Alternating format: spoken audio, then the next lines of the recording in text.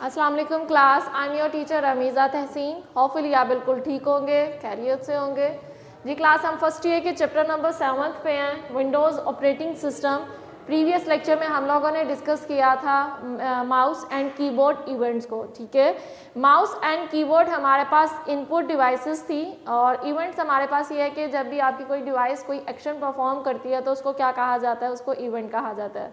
अगर माउस के जो इवेंट्स या जो माउस के जो एक्शंस होंगे उनको हम लोग कहेंगे माउस इवेंट, और जो कीबोर्ड के एक्शंस होंगे उनको हम लोग कहेंगे कीबोर्ड एक्शंस, कीबोर्ड इवेंट्स। ठीक है, आज का जो हमारा लेक्चर है, आज के लेक्चर में हम लोग डिस्कस करेंगे फीचर्स ऑफ विंडोज़ 2000 के 2000 विंडोज़ के फीचर्स कौन कौन से हैं। आज हम लोग इसको डिस्कस करेंगे।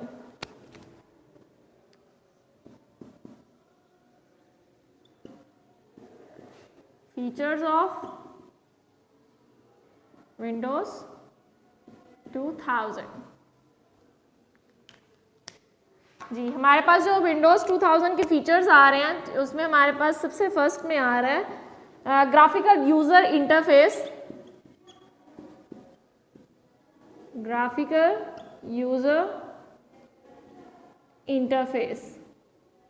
सेकंड में जो फीचर है हमारे पास विंडोज का है वो मल्टीटास्किंग है।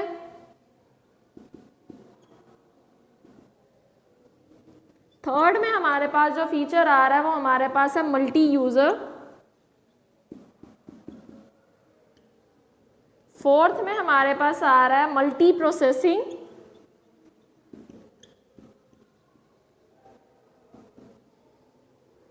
फिफ्थ में हमारे पास आ रहा है प्लग एंड प्ले।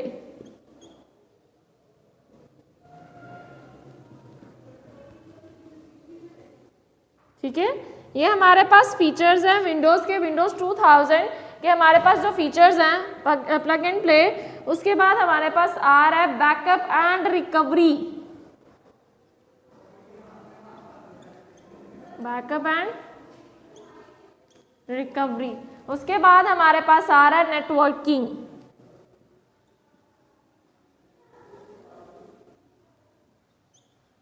ये हमारे पास फीचर्स है विंडोज 2000 के। कि विंडोज 2000 विंडोज आपको पता है आपके पास क्या है, विंडोज ऑपरेटिंग सिस्टम है। ठीक है, और मोस्टली यूज्ड ऑपरेटिंग सिस्टम है।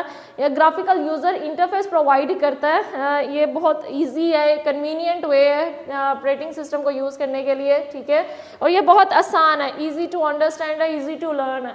अब इसके फीचर्स क्या हैं कि विंडो 2000 उसके फीचर्स हमारे पास क्या आ रहे हैं। सबसे पहले आ रहा है ग्राफिकल यूजर इंटरफेस। आपको पता है ग्राफिकल यूजर इंटरफेस क्या होता है? चलिए सबसे पहले इसको ही डिस्कस करते हैं। Graphical user interface. Graphical user interface आपके पास इंटरफेस है जिसमें आपके पास मेन्यूज होते हैं, आपके आइकन्स होते हैं। आप इन आइकन्स के थ्रू अपने ऑपरेशंस परफॉर्म करते हैं, एक्शन परफॉर्म करते हैं। ये आइकन्स आपके पास क्या होते हैं, ग्राफिकल रिप्रेजेंटेशन होती है प्रोग्राम की। आप इनको ओपन करते हैं और जो भी ऑपरेशन है उनको परफॉर्म करते हैं।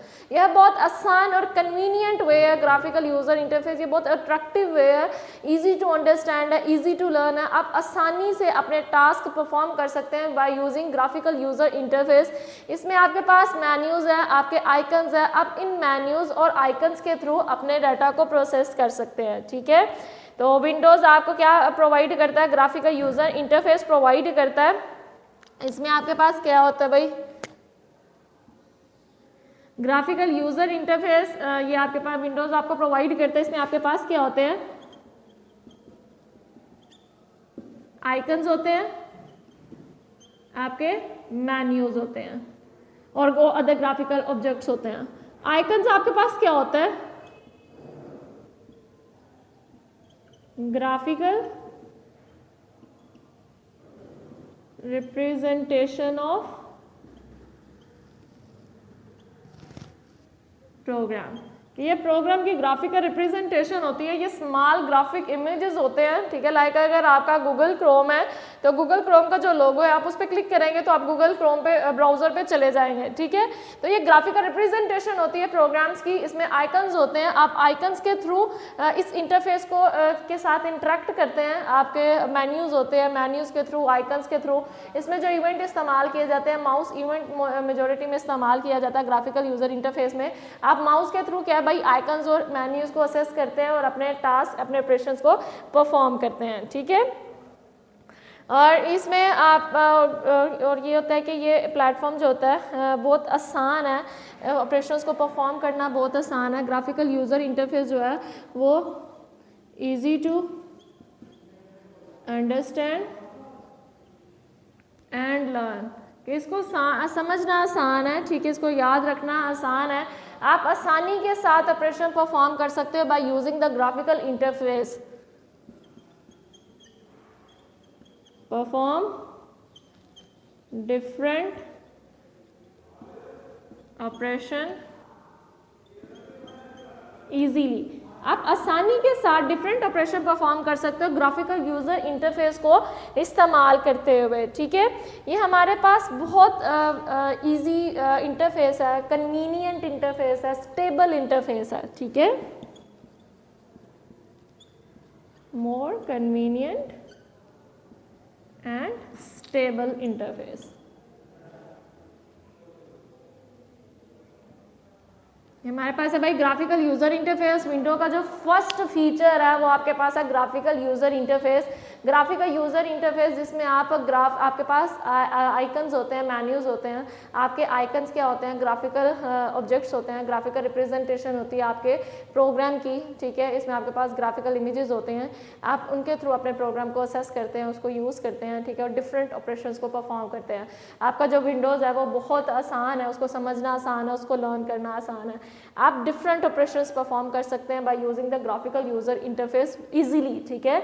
आप आसानी के साथ वो ऑपरेशंस परफॉर्म कर सकते हैं। इसके लिए आपको इन डेप्थ नॉलेज की ज़रूरत नहीं है, आपको कमांड्स याद करने की ज़रूरत नहीं है, आपने जस्ट क्लिक करना है और उस ऑब्जेक्ट पे मूव कर जाना है। तो इसके अलावा ये आपके पास जो इंटरफेस होता है वो बहुत स्टेबल और कन्वीनियंट इंटरफेस है आपके पास। तो यह आपका हो गया ग्राफिकल यूज़र इंटरफेस। उसके बाद जो सेकंड आपके पास फीचर आ रहा है वो है मल्टीटास्किंग।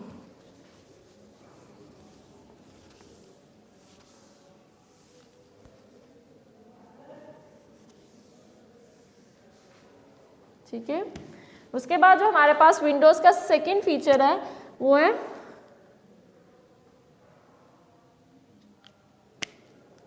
मल्टीटास्किंग।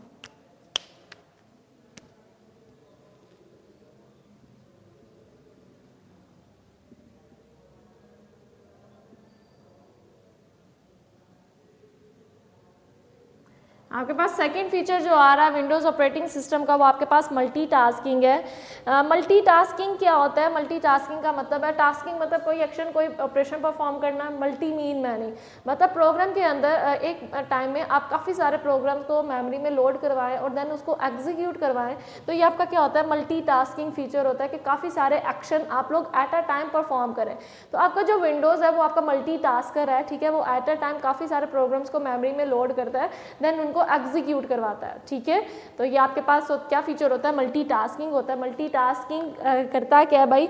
ये आपके पास कैपेबिलिटी है। Multitasking is a capability of loading the program in a memory and executing them at the same time, के काफ़ी सारे प्रोग्राम्स को मेमोरी में लोड करना और देन उनको एग्जीक्यूट करवाना, उसको आप लोग क्या कहेंगे? Multitasking. Loading many programs in a memory, then executing at a same time। तो इसको आप लोग क्या कहेंगे? ये मल्टीटास्किंग है कि वो एक टाइम पे सिर्फ एक ही काम नहीं करता, एक टाइम पे काफ़ी सारे काम कर रहा होता है कि आप वो प्रोग्राम को मेमोरी में लोड भी करता है और साथ में क्या करता है? उसकी एग्जीक्यूशन भी करवा रहा होता है आपका जो सीपीयू होता है। तो ये क्या है भाई? ये मल्टीटास्किंग है कि एट अ टाइम एक से ज़्यादा एक्शन परफॉर्म करना, एक से ज़्यादा टास्क परफॉर्म करना, तो उसको हम लोग क्या कहेंगे? मल्टीटास्किंग, ठीक है, कि आप एक टाइम पे एक से ज़्यादा एक्शन परफॉर्म करा रहे हो, तो वो क्या है भाई? वो मल्टीटास्कर रहा है, तो आपके जो विंडोज़ ऑपरेटिंग सिस्टम है वो मल्टीटास्क कर रहा है, वो एक टाइम पे एक से ज़्यादा प्रोग्राम्स को मेमोरी में लोड करवाता है और देन उनकी एग्जीक्यूशन भी करता है सेम टाइम में, ठीक है।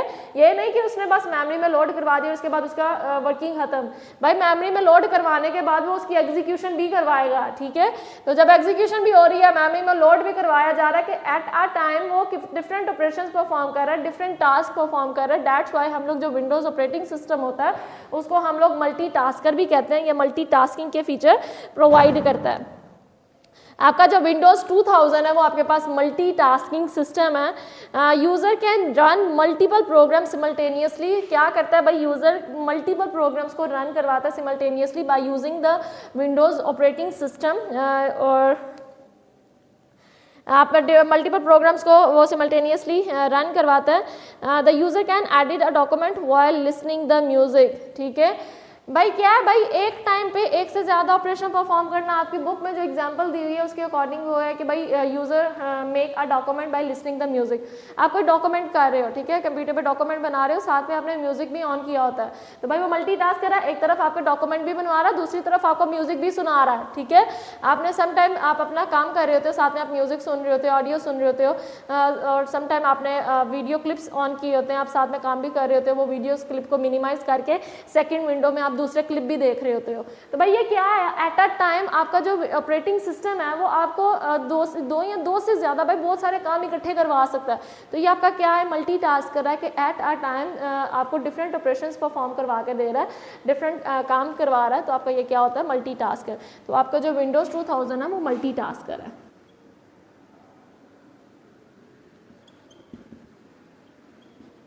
Windows 2000 is a multitasker. ये आपके पास आ गया मल्टीटास्किंग के एट आ टाइम एक से ज़्यादा एक्शन परफॉर्म करना, एक से ज़्यादा ऑपरेशंस को परफॉर्म करना, उसको हम लोग क्या कहेंगे, उसको हम लोग multitasking कहेंगे। कि एट आ टाइम मेमोरी में प्रोग्राम को लोड करने के साथ साथ उसकी एग्जीक्यूशन भी करवाना। और फिर एग्जांपल में आप लोग कर लें कि यूज़र में document and also listening music। कि वो डॉक्यूमेंट्स बनाने के साथ साथ म्यूजिक भी सुन रहा है। तो ये क्या है भाई, मल्टीटास्किंग का फीचर है जो कौन प्रोवाइड कर रहा है, विंडोज़ ऑपरेटिंग सिस्टम उसको प्रोवाइड कर रहे हैं। उसके बाद नेक्स्ट फीचर हमारे पास आ जाता है मल्टी यूज़र।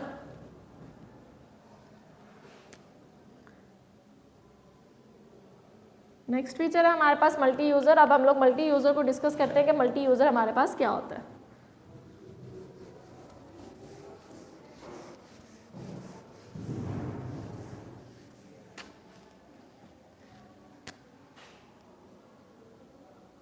जी, आपका नेक्स्ट टॉपिक है मल्टी यूज़र। मल्टी यूज़र मतलब एक से ज़्यादा यूज़र्स का होना। तो it means that many users can use the computer eight a same time, के एक टाइम पे एक से ज़्यादा यूज़र्स आपके सिस्टम को यूज़ करें, ठीक है। तो वो आपके क्या होंगे, मल्टी यूज़र होंगे। Multi mean many, user mean users जो काम कर रहे हैं, ठीक है।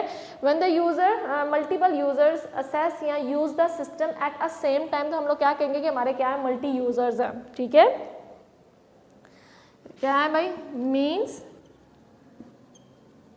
Many users use computer eight a same time, कि वो सेम टाइम पे कंप्यूटर को डिफरेंट यूज़र्स या मैनी यूज़र्स यूज़ कर रहे हैं, असेस कर रहे हैं। तो हम लोग उसको क्या कहेंगे कि हमारे पास क्या है, मल्टी यूज़र्स है। और मल्टी यूज़र्स का फीचर कौन प्रोवाइड करता है, आपका विंडो ऑपरेटिंग सिस्टम विंडो 2000 आपको ये फीचर प्रोवाइड करता है, जिसमें काफ़ी सारे यूज़र एट आ टाइम आपके सिस्टम को, आपके कंप्यूटर को यूज़ कर रहे होते हैं, ठीक है। तो ये फीचर कौन प्रोवाइड कर रहा है, आपका विंडोज़ 2000 ऑपरेटिंग सिस्टम आपको ये फीचर प्रोवाइड कर रहा है। These users can be connected to the computer over the internet। ये क्या है भाई, इंटरनेट के थ्रू ये यूज़र्स कंप्यूटर के साथ कनेक्ट होते हैं। लाइक एक इंटरनेट है भाई, इंटरनेट को क्या एक टाइम पे एक ही पर्सन एक्सेस कर रहा है, नहीं, इंटरनेट को एक टाइम पे मिलियन बिलियन ट्रिलियन में यूज़र्स जो है वो उसको असेस कर रहे हैं, ठीक है। तो ये आपके क्या है, मल्टी यूज़र का कॉन्सेप्ट है आपके पास कि आप जो यूज़र्स होते हैं वो सिस्टम को eight a same time use कर रहे होते हैं with the help of internet, ठीक है। वो इंटरनेट के थ्रू सेम यूज़र्स को सेम कंप्यूटर को different users at a time assess कर रहे होते हैं। Use system by using internet के थ्रू आप एक सिस्टम को काफ़ी सारे यूज़र्स उसको इस्तेमाल कर सकते हैं, ठीक है। तो ये आपके पास क्या होता है, मल्टी यूज़र्स का कॉन्सेप्ट है। और मल्टी यूज़र्स जो है फैसिलिटी कौन प्रोवाइड करता है, आपका operating system, Windows operating system. तो मल्टी यूज़र में ये है कि आपका सिस्टम को काफ़ी सारे यूज़र सेम टाइम पे इस्तेमाल कर रहे हो, असेस कर रहे हो, ठीक है, उसको यूज़ कर रहे हो, तो वो मल्टी यूज़र का कॉन्सेप्ट होगा। अब ये सारे यूज़र एक सिस्टम को किस तरह असेस कर सकते हैं भाई, with the help of internet के थ्रू एक सिस्टम को 10 बंदे इस्तेमाल कर रहे हैं, तो हम लोग क्या कहेंगे कि ये मल्टी यूज़र है। और ये फीचर कौन प्रोवाइड कर रहा है, आपका विंडोज़ ऑपरेटिंग सिस्टम प्रोवाइड कर रहा है। उसके बाद नेक्स्ट जो टॉपिक आपके पास आ रहा है वो है मल्टी प्रोसेसिंग। अब मल्टी प्रोसेसिंग का फीचर भी कौन प्रोवाइड करता है, आपका ऑपरेटिंग सिस्टम, और जो आपके पास क्या है, विंडोज़।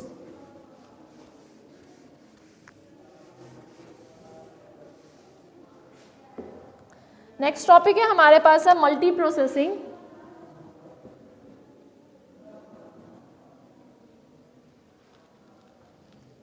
अब मल्टी प्रोसेसिंग में हमारे पास क्या होता है भाई, multi processing is a capability to support and utilise the multiple processor at a same time in a computer.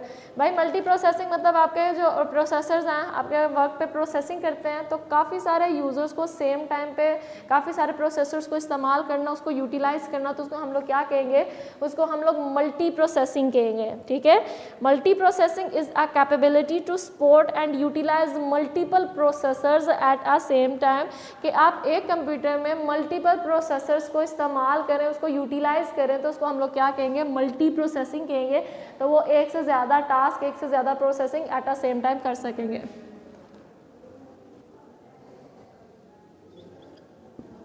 Utilise multiple processors at a same time, कि सेम टाइम में आप काफ़ी सारे प्रोसेसर्स को यूटिलाइज करें, ठीक है, प्रोसेसिंग के लिए। तो आपके पास क्या कॉन्सेप्ट आएगा, आपके पास आएगा मल्टी प्रोसेसिंग आएगा। तो मल्टी प्रोसेसिंग कौन सपोर्ट करता है, आपका विंडोज़ 2000 जो है वो मल्टी प्रोसेसिंग का फीचर सपोर्ट करता है।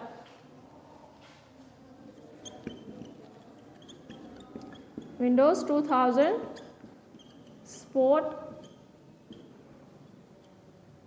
मल्टी प्रोसेसिंग फीचर, ठीक है, कि आप एट आ टाइम अपने कंप्यूटर के साथ काफ़ी सारे प्रोसेसर्स को अटैच कर लें, उसको यूटिलाइज करवाएं, ठीक है। तो आपके ये क्या होगा, ये मल्टी प्रोसेसिंग होगा कि काफ़ी सारे काम एट अ टाइम पे हो जाए। 2 और more processors can execute different program at a same time, it increase the output of the program.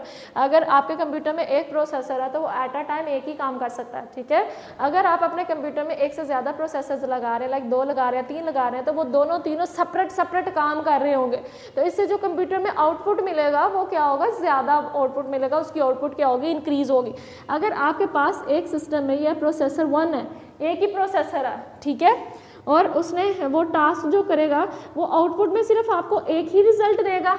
अगर आपके प्रोसेसर्स आपके पास 2 हैं, ठीक है, 2 प्रोसेसर्स हैं, तो वो आपके पास रिजल्ट कितने देंगे, 2 रिजल्ट देंगे, आपकी आउटपुट ज़्यादा देंगे एट अ सेम टाइम पे दोनों प्रोसेसर्स अपना डिफरेंट ऑपरेशन परफॉर्म कर रहे होंगे और डिफरेंट रिजल्ट आपके पास देंगे, आपकी जो आउटपुट होगी वो इंक्रीज होगी। तो जैसे जैसे आप नंबर ऑफ प्रोसेसर्स को इंक्रीज करते जाते हैं, प्रोसेसिंग स्पीड भी इंक्रीज हो रही होती है, वो डिफरेंट ऑपरेशन हर प्रोसेसर परफॉर्म करता है और आपको जो रिजल्ट मिलता है, आपको जो आउटपुट मिलती है वो ज़्यादा मिलती है bye using the multi processing, ठीक है। और मल्टी प्रोसेसिंग का फीचर कौन प्रोवाइड करता है, आपका विंडोज़ ऑपरेटिंग सिस्टम आपको ये फीचर प्रोवाइड करता है, जिसमें आप अपने सिस्टम के साथ 2 या 2 से ज़्यादा प्रोसेसर्स को अटैच कर सकते हैं, ठीक है। और ये प्रोसेसर्स डिफरेंट प्रोसेसिंग कर रहे होते हैं और आपको जो आउटपुट मिलता है वो आपको ज़्यादा आउटपुट मिलता है, आपका आउटपुट जो होता है वो इंक्रीज होता है। तो ये आपके पास मल्टी प्रोसेसिंग का कॉन्सेप्ट आ गया। उसके बाद आपके पास है प्लग एंड प्ले। आप इसको डिस्कस करते हैं, प्लग एंड प्ले आपके पास क्या होती है।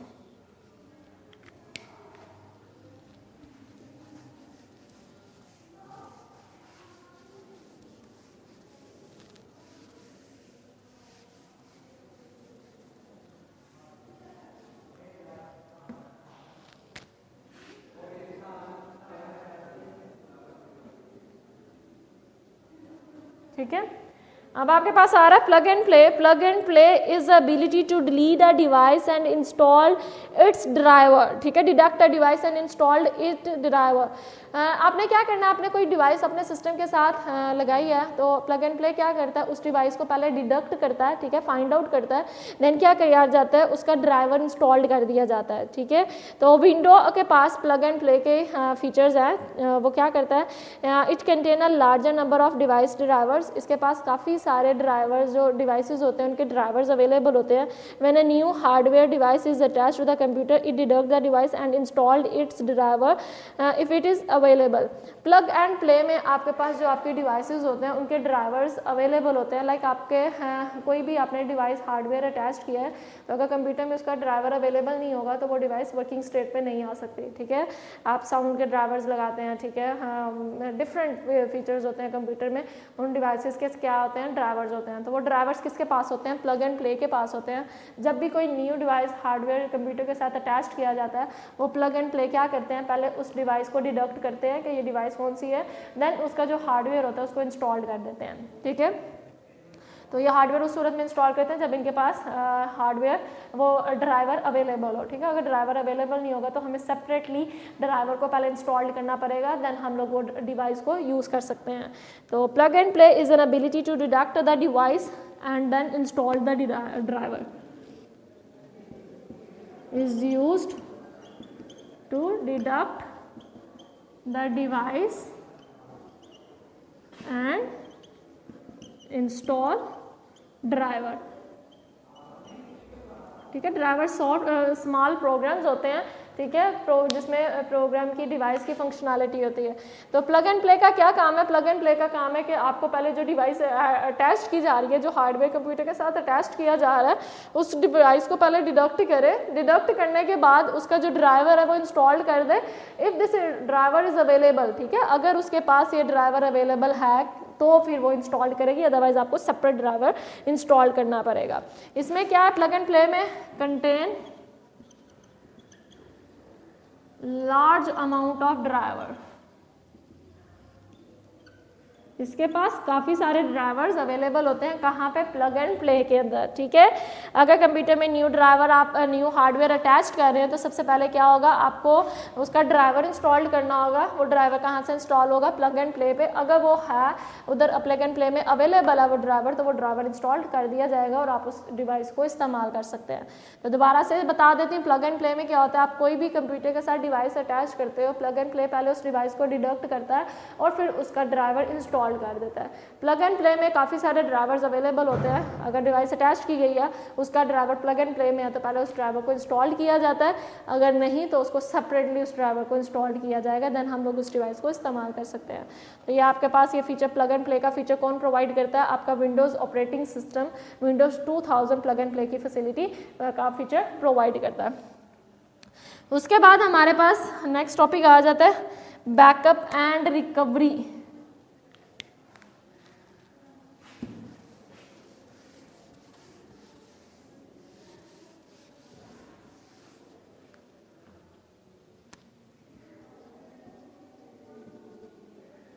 Backup and recovery. तो सबसे पहले बैकअप क्या होता है हमारे पास, पहले बैकअप को डिस्कस करते हैं। बैकअप प्रीवियस लेक्चर्स में भी डिस्कस किया गया काफ़ी बार कि बैकअप हमारे पास क्या होती है, copy of additional copy of original document, ठीक है, additional copy of original document, कि आप लोग अपने ओरिजिनल डॉक्यूमेंट, ओरिजिनल फाइल की या ओरिजिनल सॉफ्टवेयर की कॉपी बना लें, ठीक है, ओरिजिनल कॉपी बना लें, उसको किसी और लोकेशन में स्टोर करवा दें, तो वो उसका क्या होगा, बैकअप होगा। बैकअप क्यों लिया जाता है कि अगर डाटा मेरा लॉस्ट हो जाए तो मैं उसको रिकवर कर लूँ, ठीक है। हम लोग बैकअप क्यों लेते हैं भाई, to recover files if data lost, कि अगर मेरा डाटा लॉस्ट हो जाए, ठीक है, अगर मेरा डाटा लॉस्ट हो रहा है ड्यू टू मैनी रीजंस, के किसी भी रीज़न से डाटा लॉस्ट हो सकता है, may be a technical failure, may be a virus, may be with unintentional thread या इंटेंशनल थ्रेड, किसी भी वजह से मेरा डाटा लॉस्ट हो सकता है। अगर मैंने उसका बैकअप लिया होगा तो मैं डाटा को रिकवर कर सकती हूँ, ठीक है, किसकी मदद से, अपने बैकअप की मदद से। बैकअप में आपके पास क्या होते हैं, अपने जो भी अपना का काम है, जो भी डाटा है उसकी एडिशनल कॉपी स्टोर करवाई जाती है, ठीक है। और ये आप बैकअप इसका पीरियडिक पीरियड भी होता है, आप डेली बेसिस पे भी बैकअप ले सकते हैं, मंथली भी, वीकली भी, ईयरली भी, या आप इंक्रीमेंटल बैकअप ले सकते हैं या आप फुल बैकअप ले सकते हैं, ठीक है। ये डिपेंड करता है आपकी सिचुएशंस पे कि आप किस तरह बैकअप लेना चाह रहे हैं। तो बैकअप लाजमन होता है। बैकअप में क्या किया जाता है, आपके प्रोग्राम की, आपके डाटा की एडिशनल कॉपी स्टोर करवा दी जाती है किसी और लोकेशन पे, स्टोरेज डिवाइसेस में, ठीक है, या सेकेंडरी स्टोरेज में। और ये क्यों करवाई जाती है कि अगर बाय चांस आपका डाटा लॉस्ट हो जाए तो आप वहाँ से अपने डाटा को रिकवर कर लें, ठीक है। अब रिकवरी क्या होता है, recovery is the process of recover the data bye using the backup file.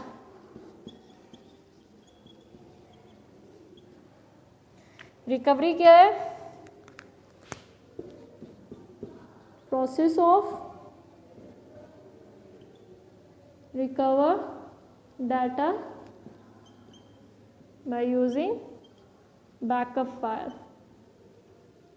कि आप अपनी बैकअप फाइल को इस्तेमाल करते हुए डाटा को रिकवर करें। तो मैं क्या कर रही हूँ, मैं डाटा की रिकवरी कर रही हूँ, डाटा को गेन कर रही हूँ। तो डाटा जब रिकवरी की जाएगी तो हमारा डाटा लॉस नहीं होगा। फॉर एग्जांपल अगर बैंक अगर अपना बैकअप नहीं लेता तो उसके लिए कितना मुश्किल है उस डाटा को दोबारा से क्रिएट करना।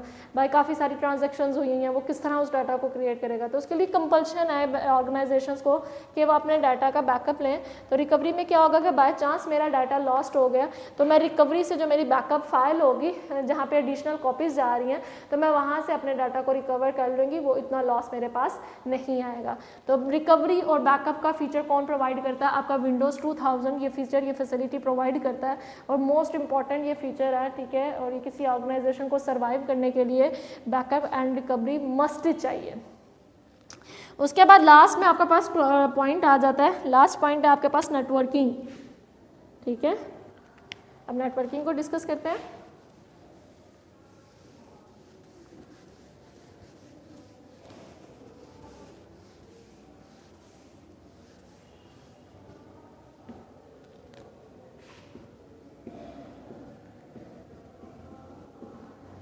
जी क्लास, नेटवर्किंग होता क्या है, ठीक है। नेटवर्किंग है आपके पास कि दो या दो से ज़्यादा सिस्टम्स को आपस में कनेक्ट करवा दिया जाए तो उसको क्या कहेंगे। हमने क्या किया, एक नेटवर्क क्रिएट किया है। सबसे पहले हमें पता हो कि नेटवर्क क्या होता है।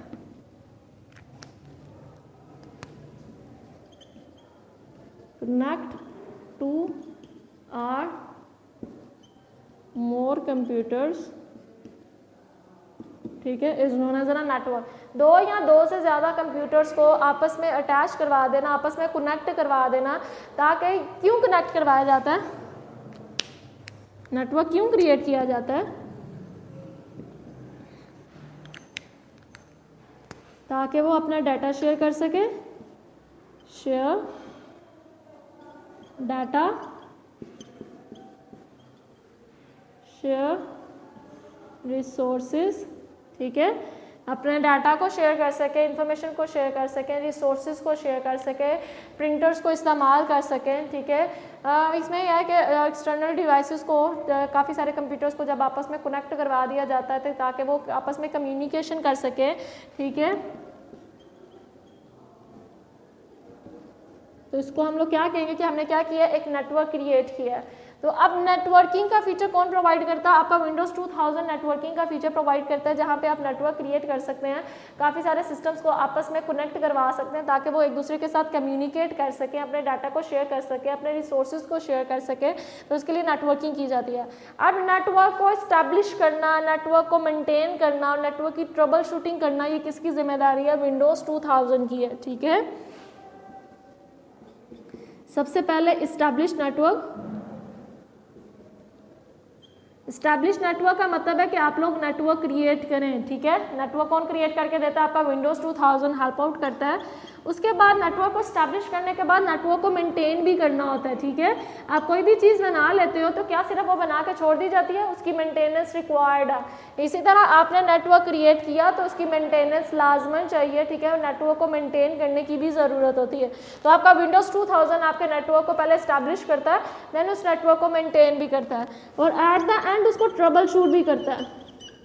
ट्रबल शूटिंग का भी फीचर जो है वो आपका विंडोज़ प्रोवाइड करता है। ट्रबल शूटिंग का क्या मतलब, अगर आपके नेटवर्क में कोई प्रॉब्लम आ रही है तो उस प्रॉब्लम को डिडक्ट करें, डिडक्ट करने के बाद उसका सोल्यूशन प्रोवाइड करें, ठीक है। तो उसको हम लोग क्या कहेंगे, क्या की जा रही है, ट्रबल शूटिंग की जा रही है कि नेटवर्क में जो प्रॉब्लम्स हैं उनको पहले डिडक्ट किया जाएगा, उनको डिडक्ट करने के बाद उन प्रॉब्लम्स को फिक्स किया जाएगा, सोल्यूशन प्रोवाइड किए जाएंगे।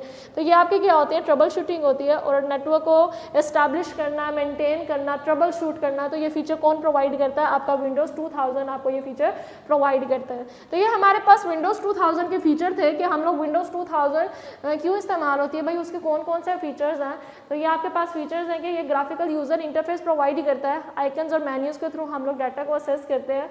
ये मल्टीटास्किंग है कि एट अ सेम टाइम ये डिफरेंट ऑपरेशंस परफॉर्म कर रहा होता है। मल्टी यूज़र्स है कि काफ़ी सारे user eight a same time एक सिस्टम को यूज़ कर रहे होते हैं। मल्टी प्रोसेसिंग है कि काफ़ी सारे प्रोसेसर्स को एक सिंगल सिस्टम के साथ अटैच कर दिया जाता है और वो डिफरेंट ऑपरेशंस पे, डिफरेंट टास्क पे काम कर रहे होते हैं और उससे हमें जो आउटपुट होता है वो ज़्यादा मिलता है।